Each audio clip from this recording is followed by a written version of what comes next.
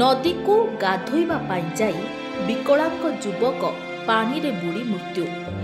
एभली घटना घटी गंजाम जिला बुगुड़ा थाना अधीनस्थ ताकरड़ा गाँव। मृत युवक जनक हेले सेही गाँर विकल प्रधान। तेबे सूचना अनुसार से सकाळ समय निज गाँ निकटस्थ बाघुआ नदी को गाधोइबा पाई जाइथिबा बेले हाथ में बाड़ी और मुंडरे तलारी धरी जाइथिले। नदी तटरे गाधोइबा पाई जाइथिले। कौनसी असावधानता जोगु विकलांग हेतु गभीर जल भितरु बाहरी पार नथिले, जहाँकि पानी रे बुड़ी जाइथिले विकल प्रधान।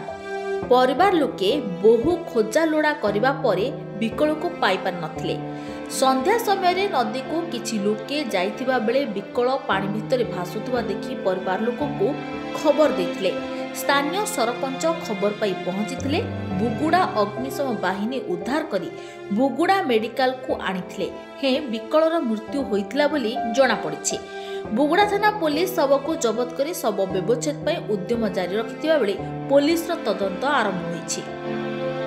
बुगुड़ारू अभिमन्यु मिश्रଙ୍କ रिपोर्ट चर्चा न्यूज।